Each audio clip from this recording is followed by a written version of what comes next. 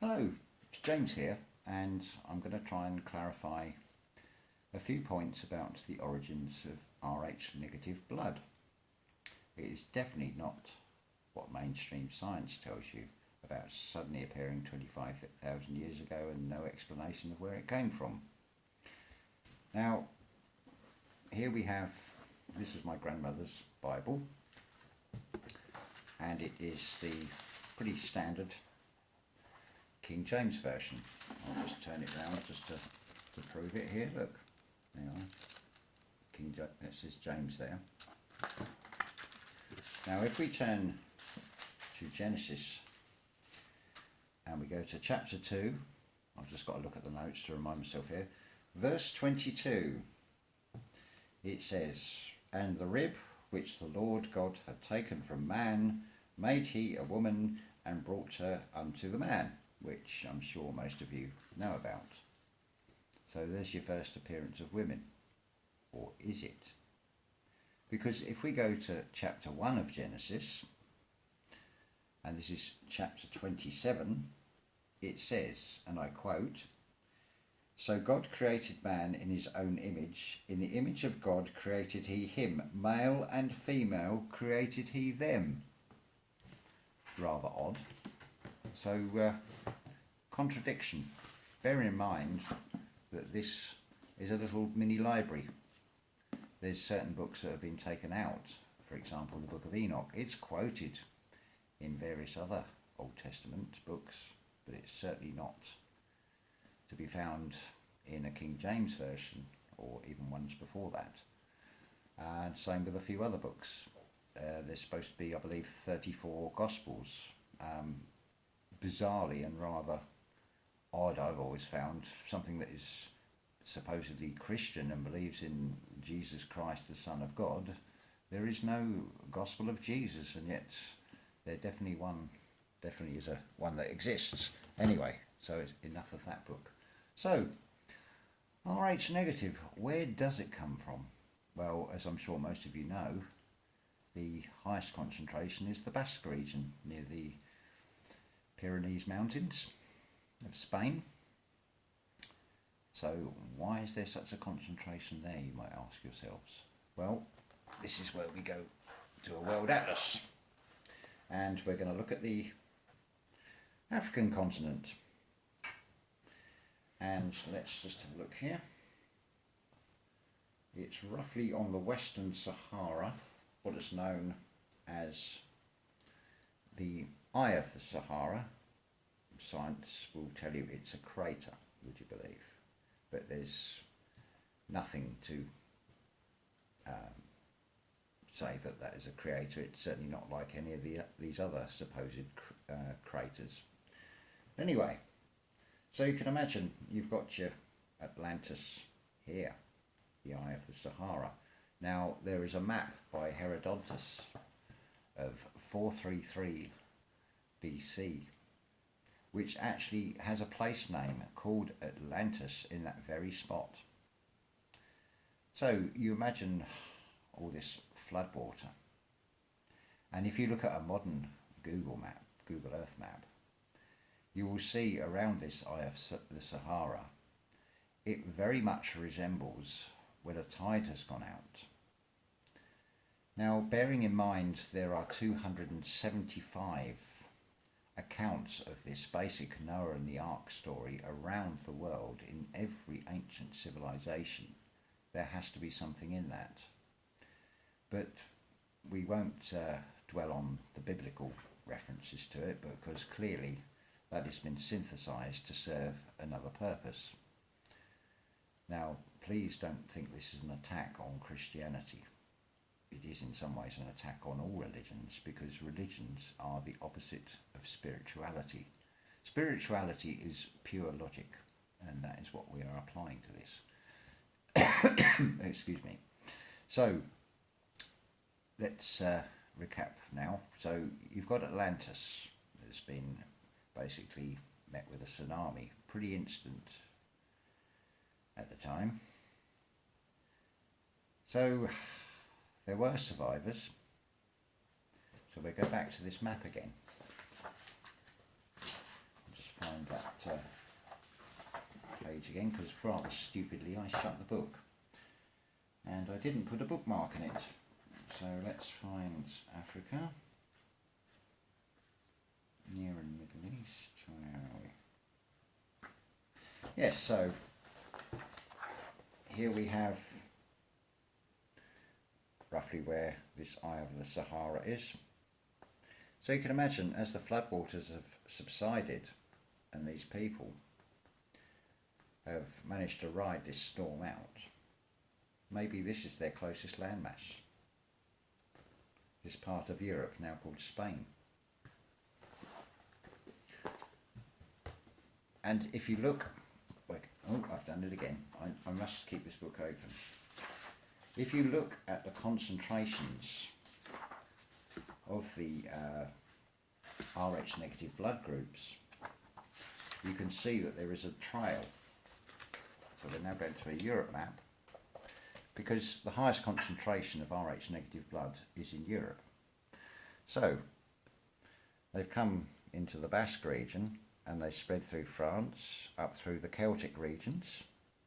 Now, very interestingly, if you look at the Catalonia dance, the traditional dance where they're going around with their arms up in the air, and you compare that to the Scottish Highland fling, it's not gone unnoticed by myself, the similarities between that, which implies that there is a commonality or a distant memory. So you have this spread of Rh negative blood coming up through Spain and France into the Celtic western regions. I mean, let's face it,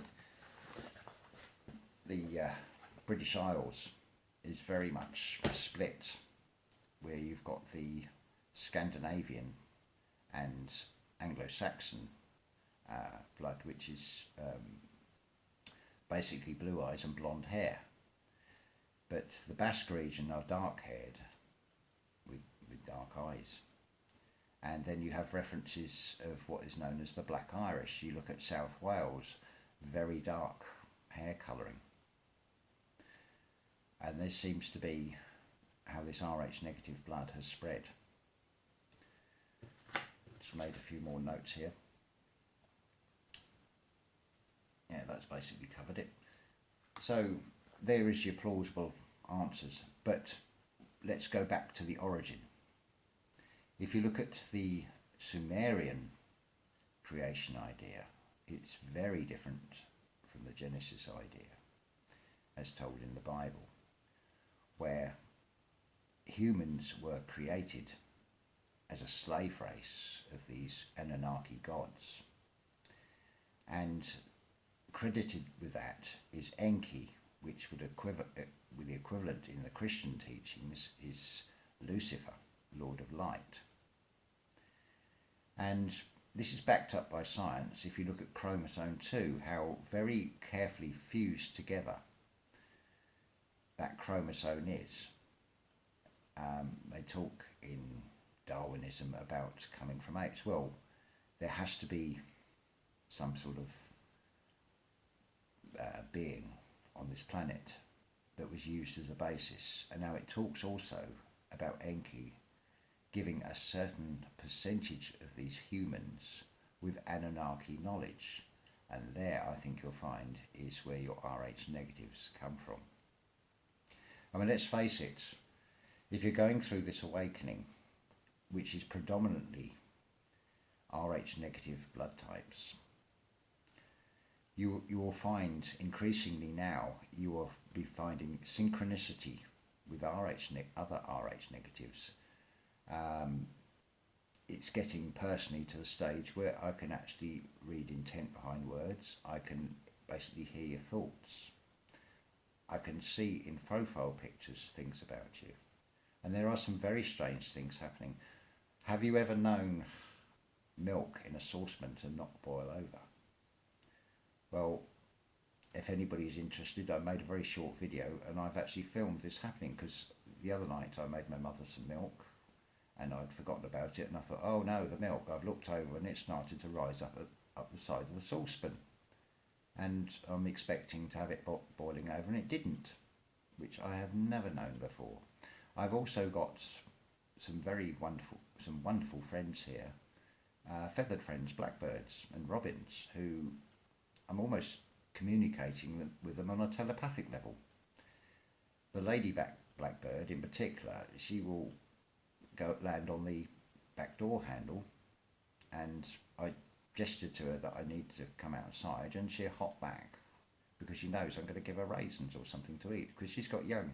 So they're like my friends, and this, I think you'll find, will increase more and more. We are going through this awakening for a very good reason.